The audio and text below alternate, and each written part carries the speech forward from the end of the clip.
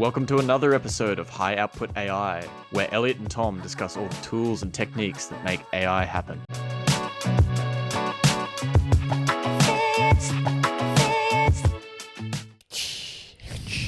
Welcome back, mate. How you doing? I'm doing good.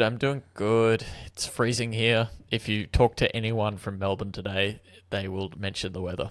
And I'm mentioning the weather. Fair enough. I had like 6 meetings today. All start with, oh, it's bloody cold today. What an exciting time to be alive. Yeah, exactly. Very good. Well, I mean, it's not as cold up here in Brisbane, but it was single-digit degrees this morning, which was pretty frosty for the Brisbane. We're gonna cut this weather chat, right? No, but let's move on very quickly because it's boring as hell, and nobody listening to this is listening to it live, so it means nothing to them. Good stuff. Well, thank you to all the new listeners, Discord members, subscribers, all those things. Our lots of new viewers as well after a random short blew up this week, so that was good. So thank you. But yeah, what are we going to talk about today, Elliot? Mate, we are going to touch the most buzzwordy nonsense in AI at the moment other than funding, which is the AI going to rise up and murder us all? That will be the name of this episode. So what we're gonna pose a little. We're gonna explore the questions of what risks does AI pose to humanity today, and we're gonna experiment with this episode a little bit because mainly it was for us to figure out what are the risks what risk does AI pose to humanity. And at first I didn't want to do this episode because I felt very underqualified to do it. But reading into it and spending a bit of time on it, I realized that there's just like so many conflated things in this where like you might be talking, people will just like leap to and then the AI murders us all. So I would like to pose this episode as a kind of premise for like discussing all of the risks and all of the constraints, and we'll have a few opinions around the edges, but not claiming to solve anything. So, and I think it's important for us to actually talk about this after this because at the end of the day, we are in this space, we are working, we are in this space, and I think it's important that we do actually kind of give a bit of an overview of like that this could potentially not just be fun and games. So we'll do our best shot today. 100%. And, I'll lead up front by saying that do I think AI poses no risk? Absolutely not. There's plenty to consider. But do I think that AI is going to become omnipotent and take over the world and murder all the humans? Not anytime soon. You're going first, mate. Yeah, well, hopefully. But you know what? At least that means they listen to the show. So we've got that to be thankful for. The YouTube bots that listen to the show that ended up taking over. Alrighty, let's jump into it. So, where I kind of started off with my research for this was I ended up on a TED Talk by Sam Harris in 2016, and it was pretty prescient for a number of reasons. One is it talked about the threats that AI could pose to humanity. It also mentioned a number of other threats, including a pandemic and how devastating that could be. So, well done, Sam. And Sam has this kind of idea of like, we have 2 doors in front of us. We can keep on improving and automating our machines, or we don't. And he believes, and I believe that he rightly pointing out that not continuing to improve these machines and automate these machines that we have in front of us probably means something absolutely catastrophic has happened, and we actually can't do it because humanity has fallen off a cliff. And so basically civilization has ended. And so that leaves the only remaining door that doesn't involve civilization ending, which is that we keep on improving and automating these machines, which is something I both believe in and also I think is actually necessary. And that's a whole nother episode in itself. Assuming that we don't actively choose this catastrophic scenario, it actually means that we're going to keep on automating. We're going to keep on improving. And at some point we will go on and create some form of intelligent machine. And so it's not. It becomes a question of not if we will, but when. And when we keep on improving as well, we're going to move beyond just an intelligent machine into the super intelligent machine. And this is kind of like where I want to frame today's discussion around, which is this kind of like along this time scale of risks that appear at different points of technology change. So we're sitting here, we've got AI today, which I'm going to define as narrow AI. And then if we keep traveling down this path in the future, at some point, I don't know when, and we're not going to answer whether it's going to be 10 years, 50 years, or 100 years. And personally, I don't really like those when they ask scientists how far away general AI is.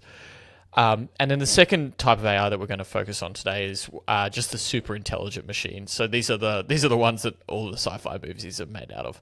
And we're going to look at the kind of risks that are surrounding both of them and the constraints that apply to both of them as well. So that's kind of thinking. I'm thinking about taking the episode direction today. How do you feel about that, mate? Mate, that sounds great. We've got some references here from a bunch of different people. Some well known.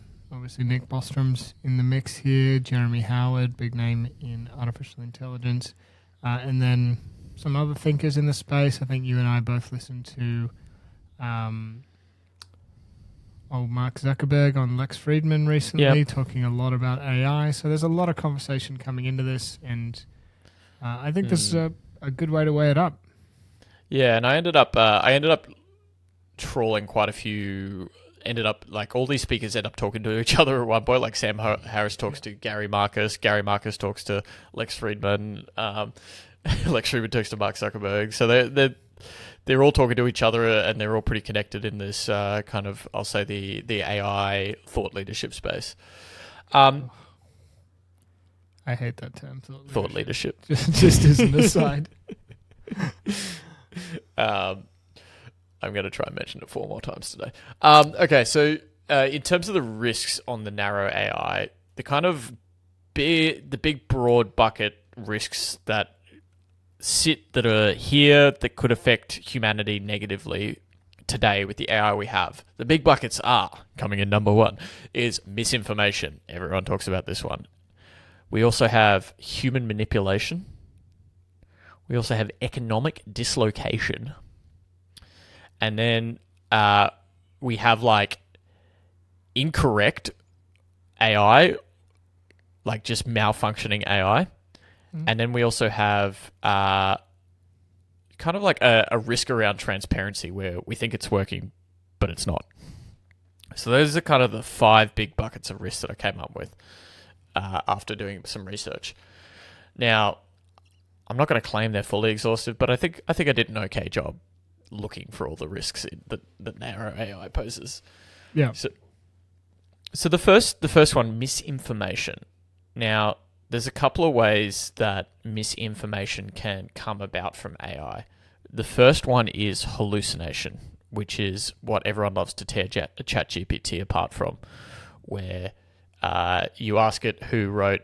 I remember an example about Calvin and Thomas Aquinas, and it got them mixed up and quoted Calvin instead of Thomas Aquinas, or vice versa, or something like that. And it says it with conviction, but it's actually hallucinated that is a true fact. And there's a couple of different ways that you can imagine that getting, you can imagine a couple of different ways that could be bad. Medical information would be a clear one there, where it tells a patient to go and take a drug when it hallucinated that is the correct drug. Yeah, also just like low-key nonsense stuff, like driving directions. We all remember that story of people that like followed their GPS and just like drove into a river. Yeah. And given the vast training sets from a lot of these models, I think there's hallucination, and also like, I guess the similar cousin of that, which is just like regurgitating incorrect information, in that, like, 4chan tried to troll people and say that you could charge your iPhone by putting it in the microwave. And like, it's an obvious lie, but it would appear in the training set, and it could hallucinate. It's not technically a hallucination because it was in the data, but it really has no concept about whether this stuff is true in the physical world or not. Yeah. Another one in the misinformation space is like, I tried to separate where I could, where there's like unintended consequences and intended consequences. And one is a bad actor using it to spread misinformation at a hyper massive distributed scale. This one, I'd like to spend a bit of time on this one because this is the one that everyone gets so scared about. They're like, spam is going to explode. It's gonna end up everywhere. And I agree there's a few new ways to be scammed through this. So a good example was the gentleman that managed to get hack his own ATO account by using a AI voice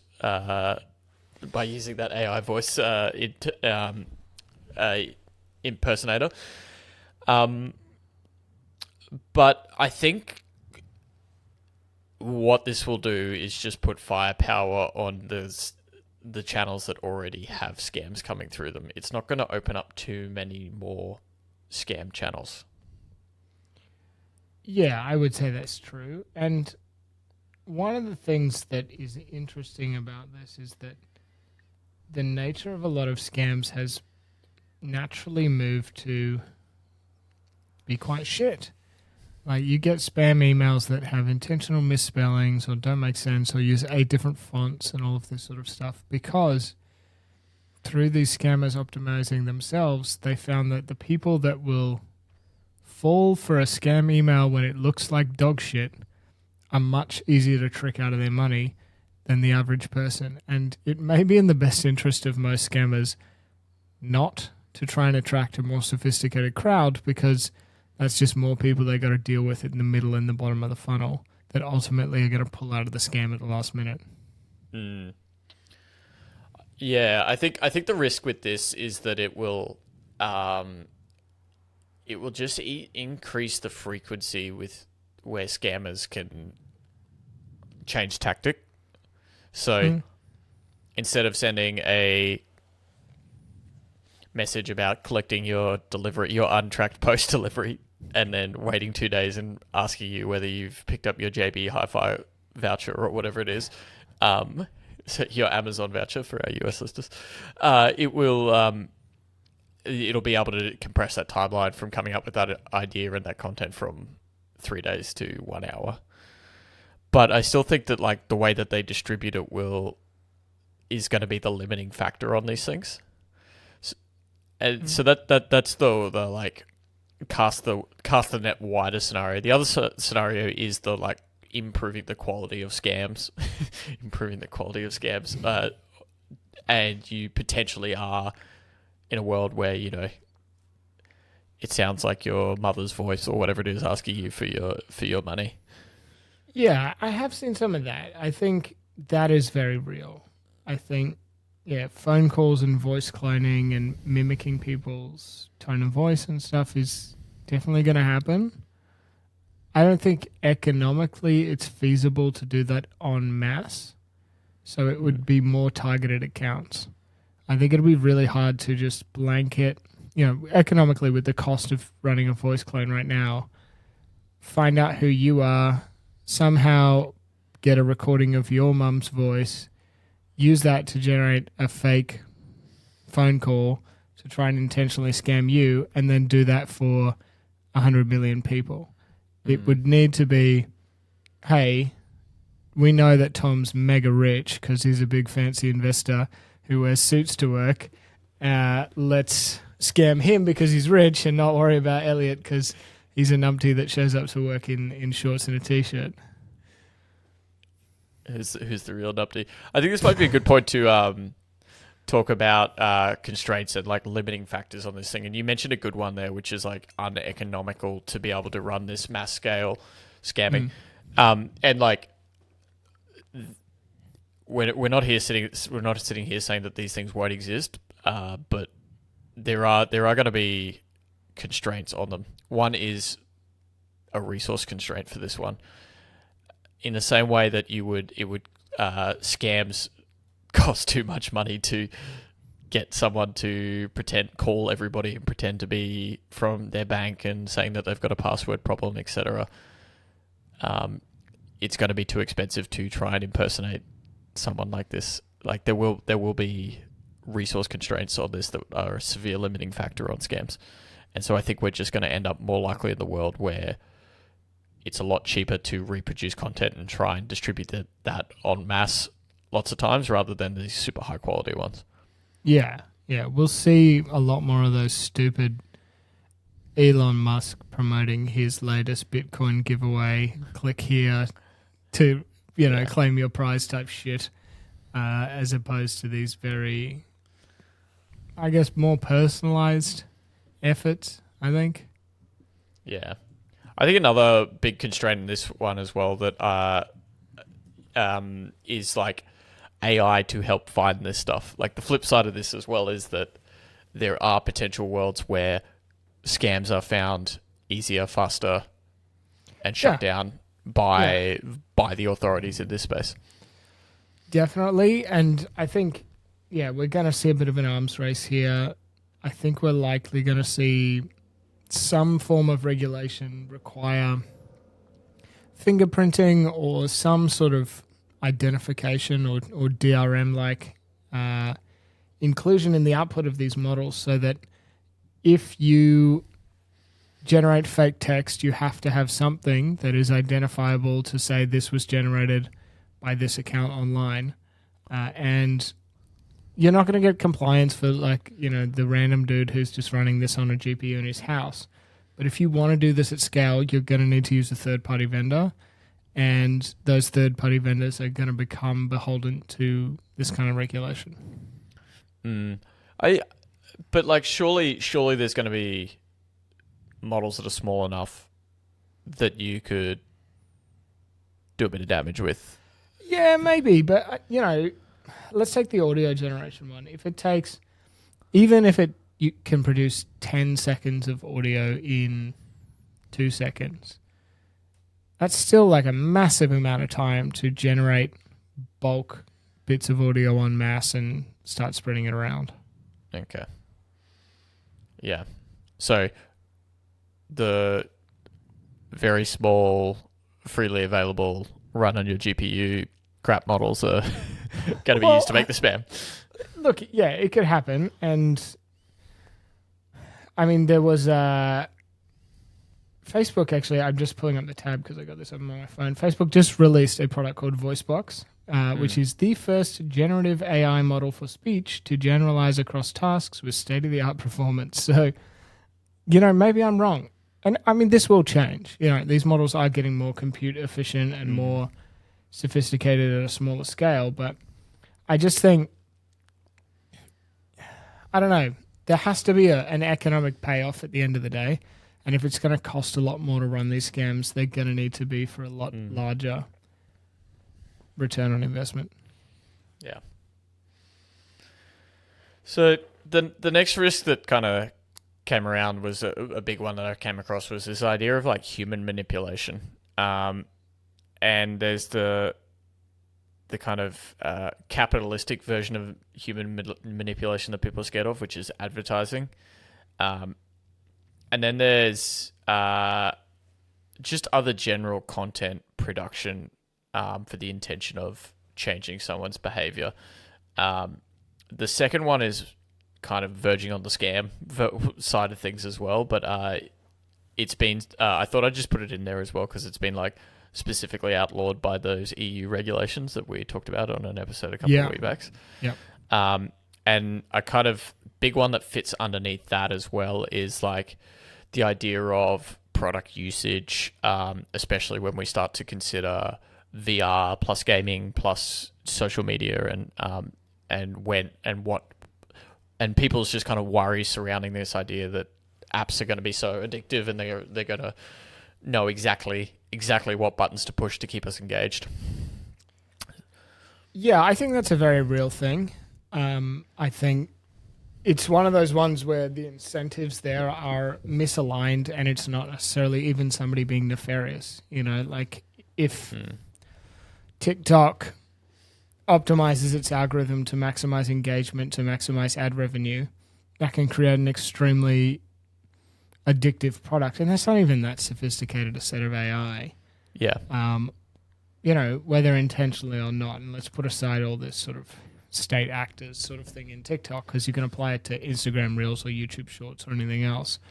I think, we're absolutely going to see a lot of that. Advertising is another big one. I mean, advertising as a business model is driving a lot of this, like, very, I think, toxic interaction and engagement models, just like gluing people to the screen and feeding them not necessarily like bad actor level misinformation, but like AI clickbait to keep eyes on a screen and serve more ads is probably just as long-term damaging. It's just not as direct. Yeah, and so how do you see the world combating these things? Because I do see them as a very real risk, like scams, in that like we're already doing this stuff. We're now just putting firepower behind it with AI. Yeah, I think at a certain stage, the advertising model of this is going to fall over. Like if, let's say, Instagram, for simplicity, starts to get filled with AI-generated content, and eventually people kind of get sick of it, and they know they have to scroll really quickly to find, the 1 in 100 decent posts in amongst their feed. Ultimately, that can't be good for advertising, and so you'd hope that there's some sort of capitalistic equilibrium here. I also think people get sick of it. People hate ads in a lot of places. I mean, you saw when Netflix threatened to put ads on things, everybody said, they were going to leave and go to other platforms and do all these other things. So I'm hoping there'll be a behavioral shift. It won't be instant, certainly. There'll be a few years where we're all hooked to weird, like, AI-generated 15-second short video. But people get savvy to this stuff, I think. Yeah. I think I see this as kind of like the evolvement of the current issues with social media. This is like the next stage in that. And I think what we saw with the AI Congress hearing about a month ago is that the regulators are way more on top of this than they were for social media companies in the beginning. Whether you like that or not, I think that they are more on paying attention to this space and will be either proactive or faster in this space when they see bad actors or just like incorrect choices by these companies that are affecting people. So I think regulation will be a big part of this. And I think we'll see things around like you can't like almost around this idea of how can you demonstrate that the content that you are serving is net positive on the user? Like there might actually be some proof required, and that's kind of something I might say. I think the other one is that like so many of these platforms and now so many of these models have been built on this idea of like user generated content, like Reddit, which is currently going through the gurgler on this stuff, YouTube, Instagram, TikTok, Substack, all of this sort of stuff is built on user content. And, I think if you were big on TikTok, let's say, I just picked TikTok because it's popular and there's a lot of people on it. But like if you were big on TikTok and suddenly you're getting less views because some fucking weirdo in his basement is making 15-second AI-generated content and it's just like destroying your viewership, those people will get sick of it and they'll move somewhere else, and the platform is going to suffer as a result. I think that's a nice thing about user-generated content being the driving force of these platforms, is that users can, almost unionize or take a protest, much the same way that Reddit is. It's like, screw you. Like, yes, it's a piece of software that you've built and that's wonderful, and I'm sure you make some money out of it. But at the end of the day, if we leave, what are you going to do? Be 100 AI bots talking to each other? Our DAUs are way up. But I do actually think that we're in an interesting point in the internet at the moment where like there does feel like there's going to be a business model shift as well, where the classic get the users, put some ads up, make some money might not be changing, and you're going to move more away from Reddit and more towards Substack kind of model where it's like the users are the content creators. It's not good enough now to just have a website where people can host content. That's just not good enough. Yeah. That used to be good enough, but now I don't believe it is good enough moving forward. People will do that for next to free, and so like Substack, and the users that create the content will want to be part of the revenue generated, 100%. and whether that is from the advertising, like YouTube, which does a very successful revenue share model, or whether it's through the Substack, which is model, which is the users get to set the revenue themselves, which says to me that like advertising might end up being less important to these companies, and what would be more important is bringing the best content to the platform that will allow you to generate the revenue. So yeah, I hope so. And even if advertising is still true, like, and still a source of money, because I remember reading something that like Facebook makes $200 per daily active user, and like nobody would pay $200 a year to use Facebook, which means that it's still probably extremely lucrative to run ads, but at a certain stage, like advertisers are going to want to be getting good bang for their buck. Yeah. Creators are going to be wanting to get paid a good revenue share, and if they're having to share that revenue with nonsense AI generated content, they're going to get pissed and go somewhere else. So I am hopeful that there is some economic solution to this. I also see as well that there's like, and this was from the Mark Zuckerberg, Lex Friedman thing, where they were talking about, using AI to help people generate ads. That just means every ad's going to look the same real quick. And so like there's not going to be I think there's just going to be a leveling of the playing field so quickly in all of these things that we're going to end up with not that much human manipulation, because humans will cotton onto it so quickly because it will be so ubiquitous. And I think a good example here is like, I remember reading this article about, how wild advertising on Facebook in like 2016 was, where there's a company in Australia, the CEO used to work for one of the parties, and he was kind of a media marketing wizard and figured out that they could get a lot more bang for their buck through Facebook advertising, which was like the first time in an election that in Australia that was used, and how easy it was to like get ads in front of people. Fast forward to 2021, when was iOS 14, and like everyone said cost of clicks have like 10x'd, and it's really hard to advertise, and it almost doesn't make sense, and D2C companies are going out of business left, right, and center at the moment because cost of acquisition's going up. Like within 3 years, the playing field was leveled on Facebook. So 100%, man. And I'll tell you what, like at some point, users are not going to want their content used to train other people's AI models. So, let's say Substack, because it's just text. I mean, there's other content there, but let's just talk about the newsletters. If there was two platforms that are pretty similar like Substack, which honestly don't have the network effects or anything else at a massive scale, there's a lot of newsletter providers. One says that it has something in place, and let's just assume it's true, to ensure that your content is not going to be used to train some bozo's AI model, and the other doesn't.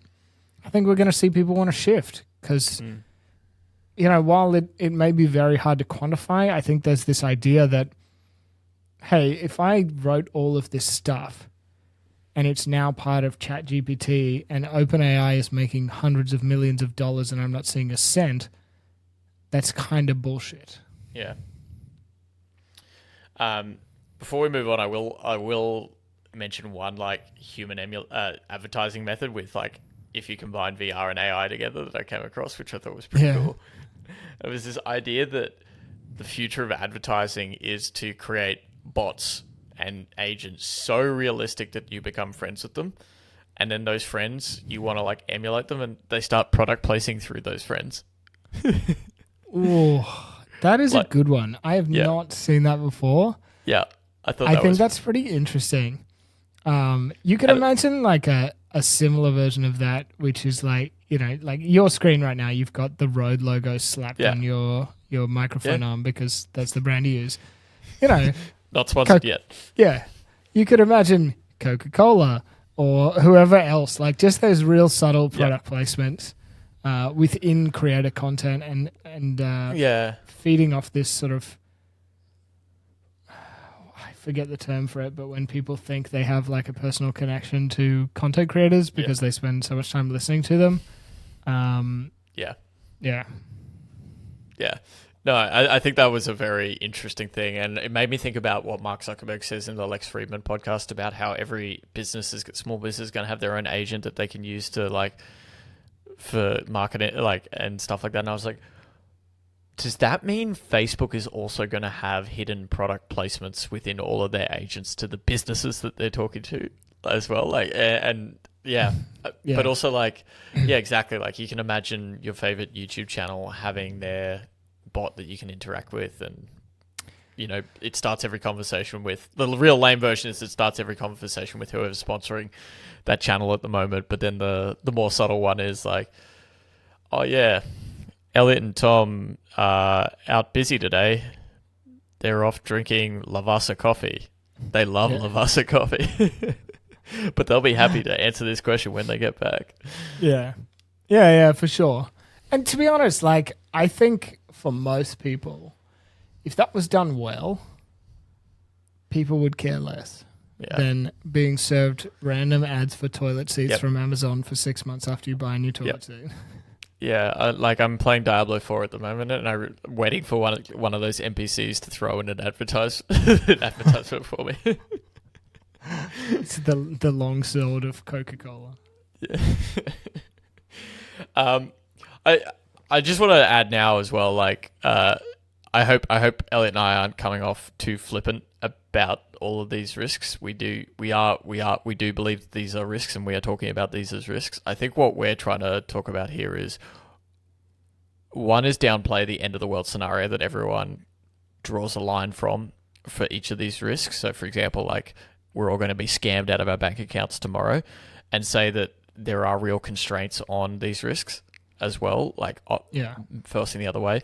Do I think that during like the short term, i.e. over 1 to 3 years in each of these scenarios, there's going to be like pain? Yes, I do. But do I think some of these things are going to be cleaned up pretty quickly? For everything we've discussed so far, yeah, I do. I do think that there's going to be both regulatory market forces that work against scams, addictive advertising, etc. Yeah. And look, the other thing I'll add, I read something about this recently, is like we need to give people probably a little bit more credit than we do.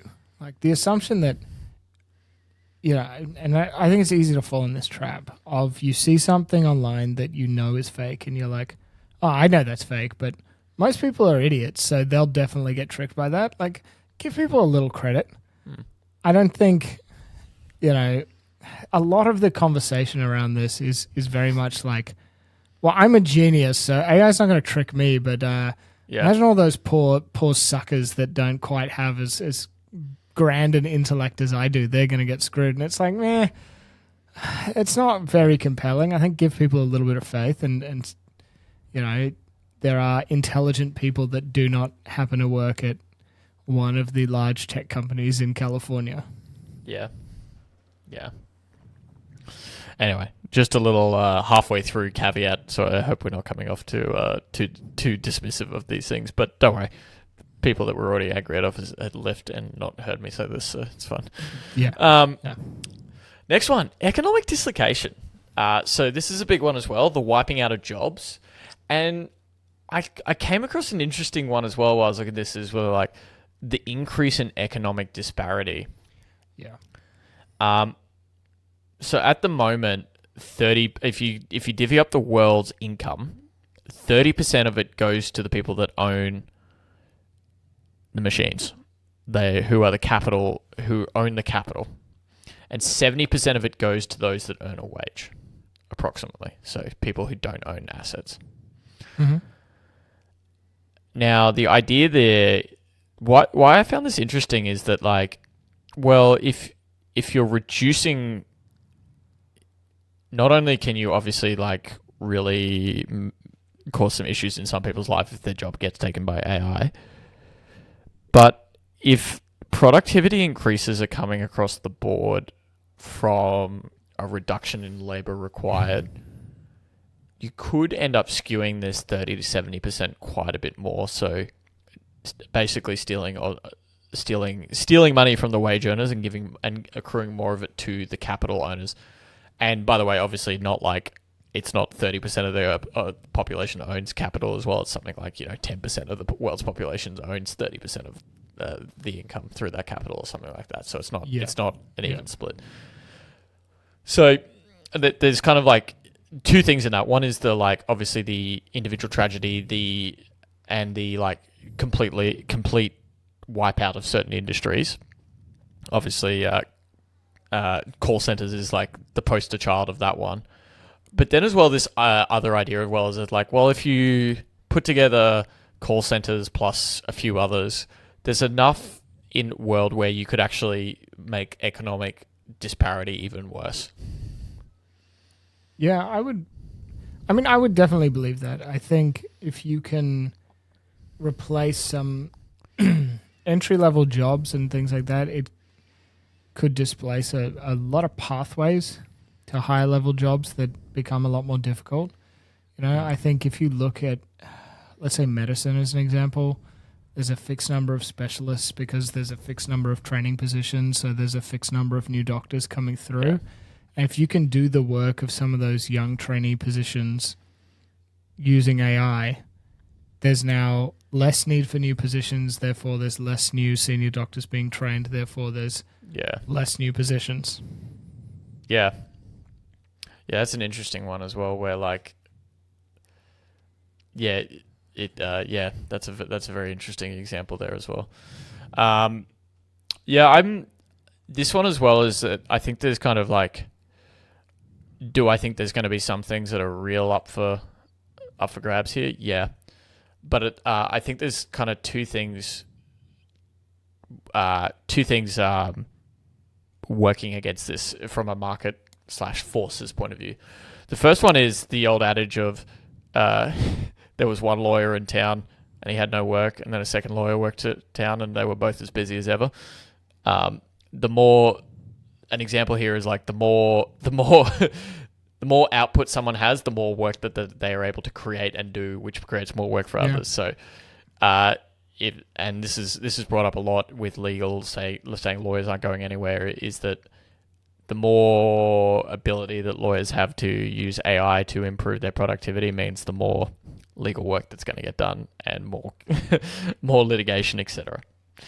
So that's one. Yeah. And then the other thing as well is this idea of like, 50 years ago, we never would have known what a personal trainer or a product designer was. Yeah, 100%.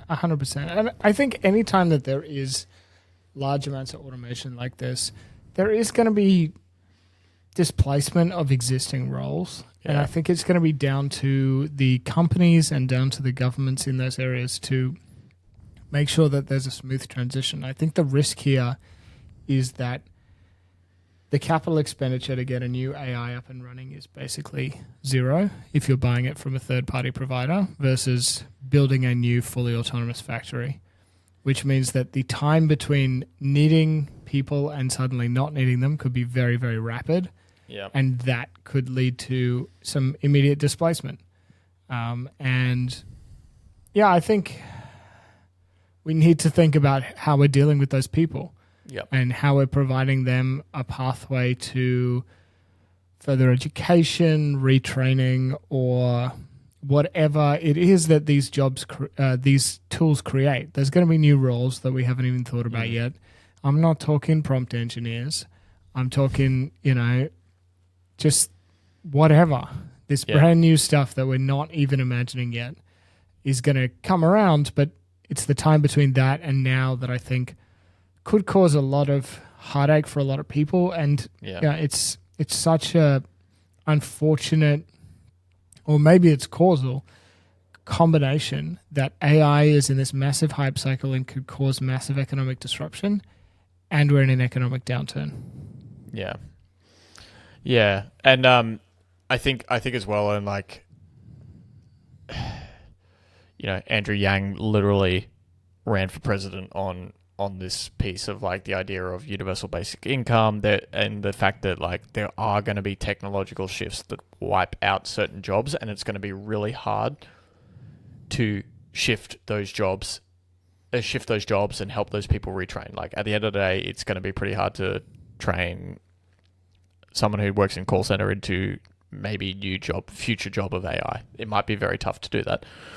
But the idea is, with one of his ideas though, was that like with technological change comes wealth and productivity gains, and we should be setting that aside for the people, like the victims of this process.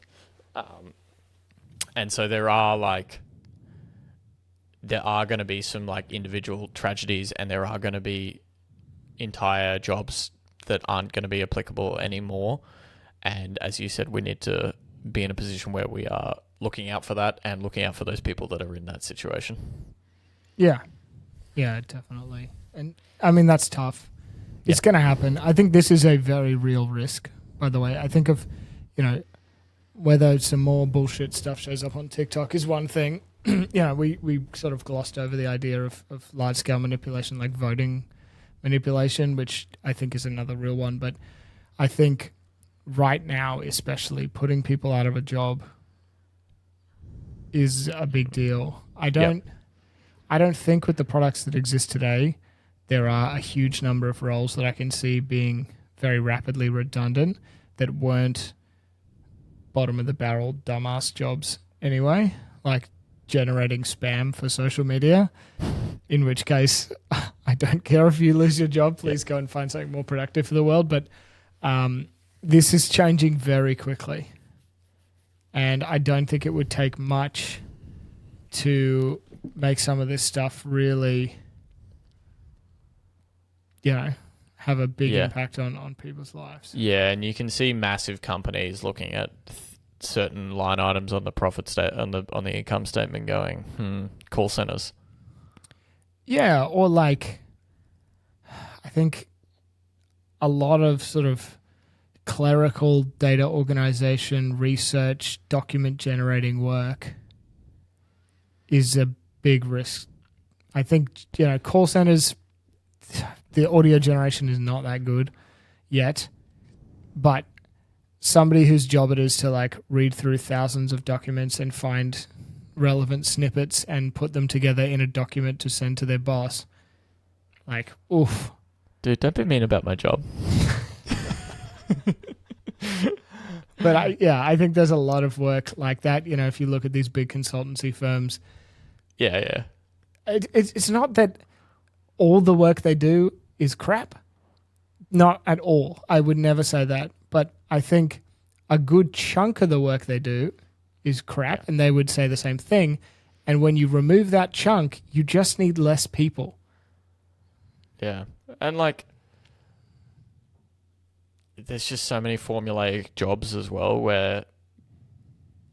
that I think as well that like, as you gave with the doctor example as well, in these big, massive employers, so much formulaic work where you still need a human for like a lot of touch points, but like that person's now 4x'd in some way. Like surely, like a good example, like I honestly think investing, which I work in, is ripe for it, but investing just isn't that big a employer. Like, my salary isn't a big part of the cost base of the business, so like they're not as incentivized. But if you're like PwC and you have the opportunity to like 3x 3x the like productivity of your tax team, that's probably something you're going to be like looking into.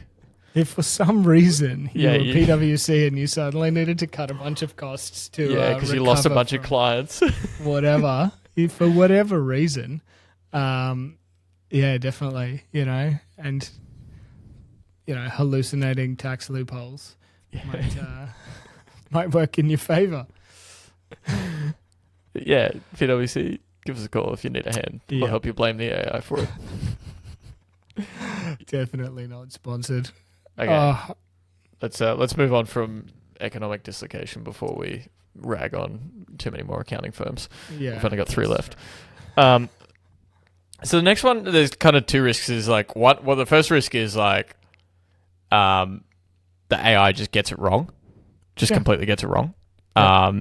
And then the second risk is we think the AI has been getting it right, and then we find out quite a bit later that it's been getting it wrong.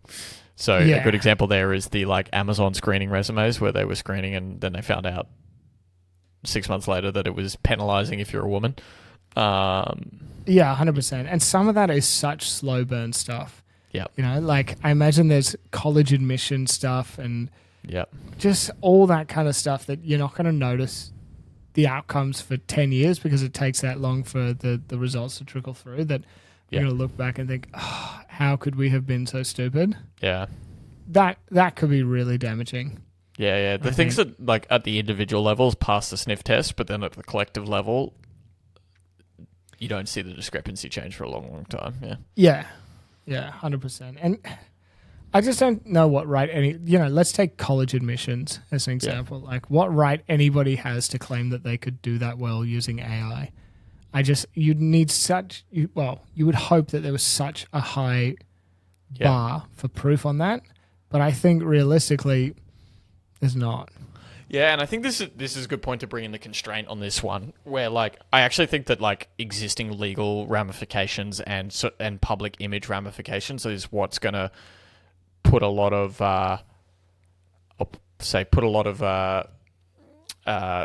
remove the fuel from the fire on this one, in that like no employer at a big level wants to be Amazon and what they did. Like everyone has learnt that lesson from Amazon and is sitting there going, when there's someone comes along to pitch their AI screening software for they're going, but hang on, didn't Amazon try and do this? Yeah. Really large, transparent fuck-ups should never happen. It would be better if they didn't, but I'm glad that they happen in public. Yeah. I think there is something to be said about that, and something to be said about, people not wanting to get cancelled, for lack of a better term, for doing something really fucking dumb with AI. Just this massive downside risk, whether it's like public image or, we just thought, the AI could help us optimally place the nukes. And it turned out that in the sky was a good spot for a lot of them. And we've got about 8 minutes left. Yeah.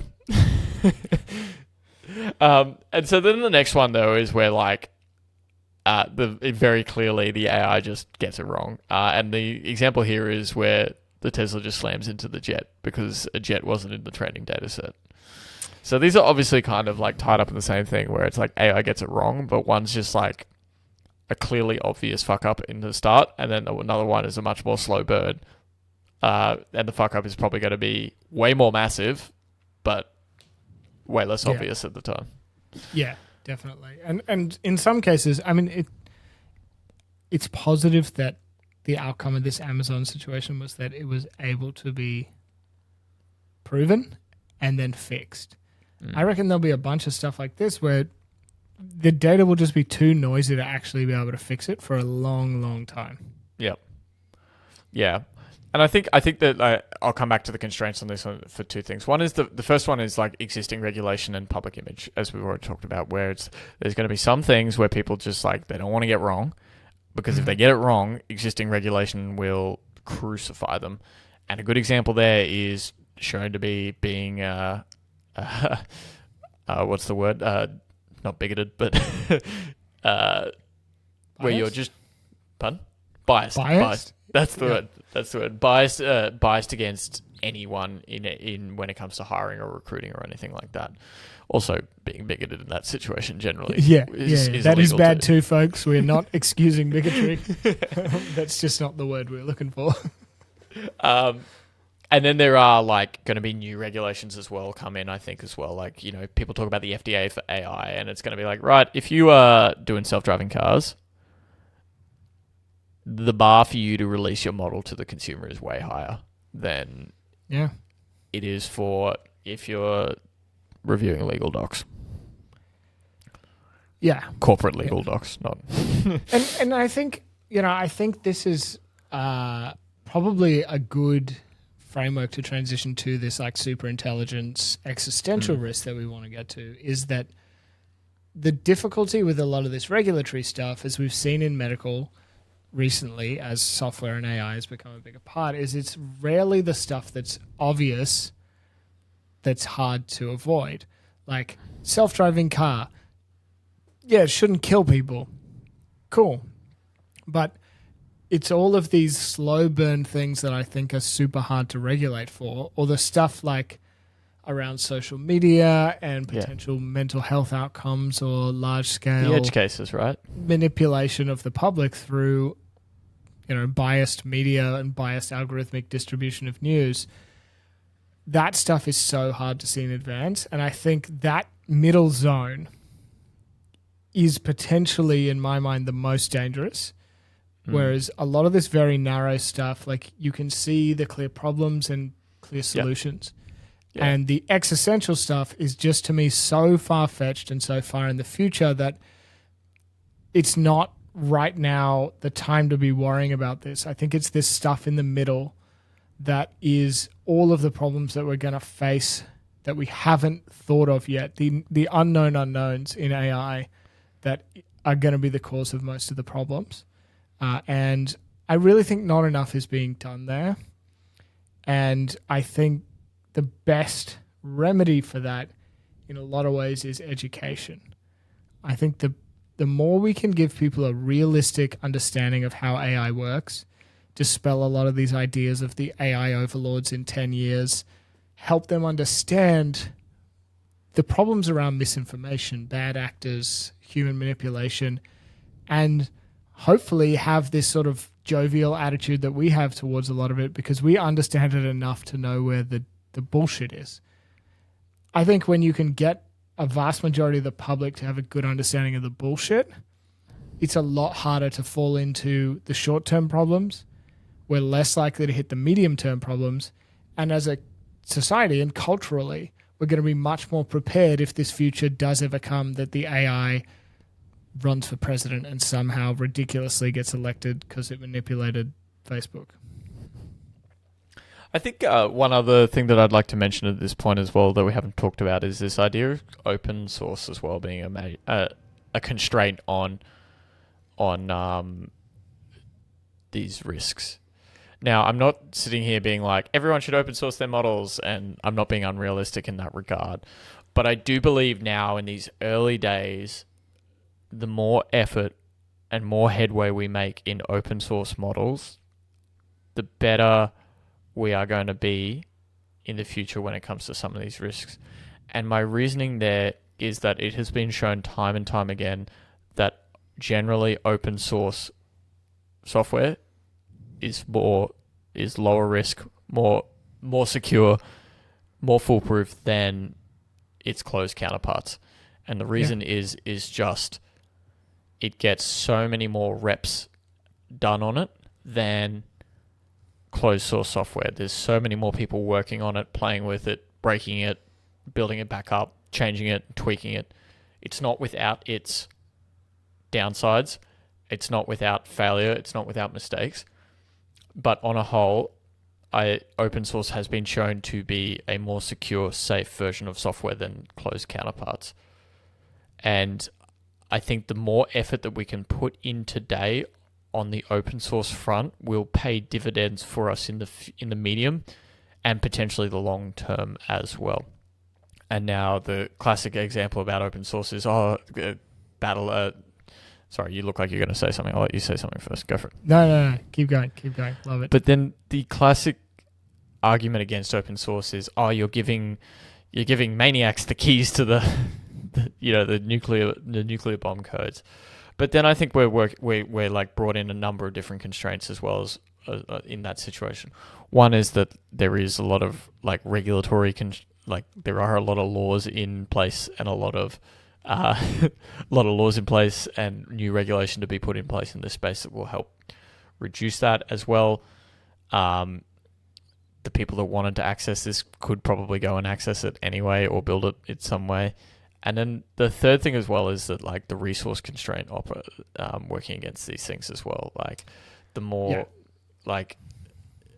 sure, someone could go create some AI that's designed to help the world, open source AI to help create the perfect scam, but it's gonna take a lot of resources to go and make that.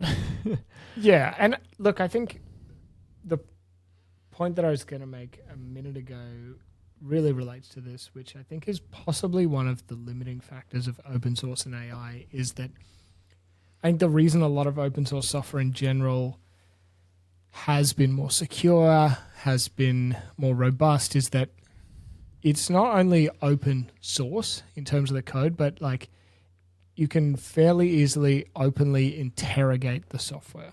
Yep. So you could run tests, you could change small parts of the code, get an understanding of what that means. You can force it into weird scenarios, test the edges really, really well. But at the end of the day, if we put out Bard or ChatGPT's code base and all of its model weights, you're still unlikely to be able to run it on your own machine. Retraining it, good luck. And we'll see you next millennia. Yeah, exactly. And I think even with the code and the weights, it's much harder to get that same ability to verify and validate and interrogate what exactly this piece of software is doing in the same way that we're interrogating open source software today. Yep. And we need a solution to that. I don't know what it is, but some sort of way to verify and interrogate these AI models is going to be critical as these models get bigger and bigger and harder to run on a local setup. And this is what I think I mean about like putting in effort today of like trying to make these things as open as possible. Like I'm not sitting here being like, oh, Google, you need to open source Bard. No, but like there are steps that Google can make to be more open with Bard. And like we like to joke about closed AI, but like for example, letting people access like for example, step 1, build an API into it. Like that will help people build on top and create edge cases that will test the limits of ChatGPT. That's great. That's better than not providing an API. Yeah. And there's like 10 more steps beyond that as well before we're even releasing the code and the way it's like. And I think there's a couple of ways that we can do it. We can like put some, and I didn't mean to turn this into a like open source rant, but like just start building on this stuff if you can. Like that's one way to like tell these companies that you want access to it.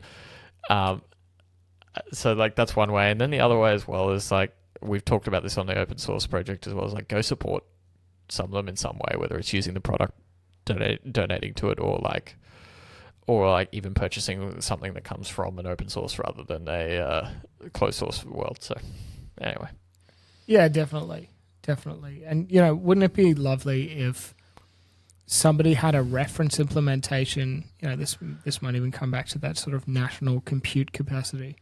If somebody, let's say AWS, had a reference implementation of ChatGPT that was not run by OpenAI, and at the very least, you could send it the same prompt that you sent OpenAI, who was saying, yeah, we're using the 3.5 model.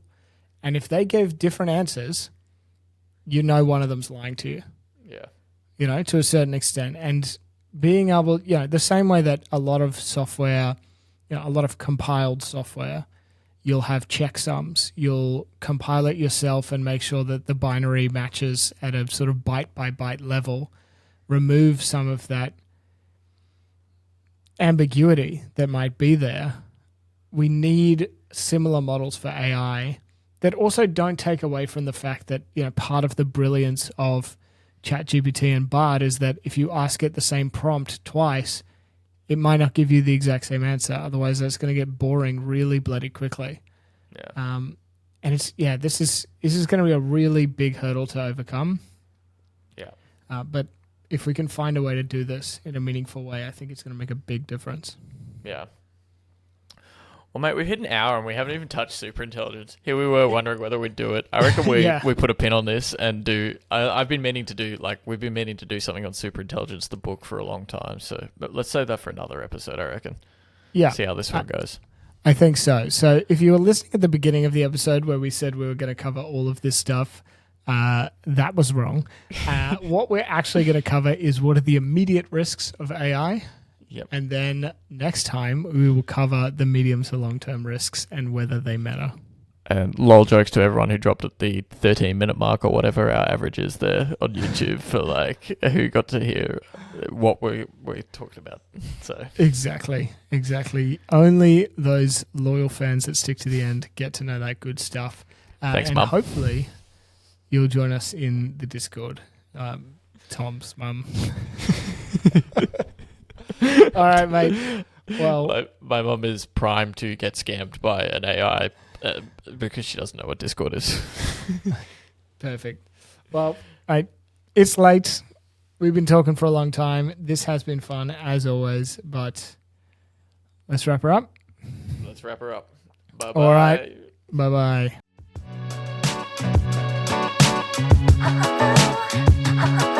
Thanks for listening to another episode. If you're liking this content, make sure you subscribe and like so we keep on going. And if you have any questions, make sure you hit us up on Twitter, join our Discord, or leave them in the comments below. Thanks again.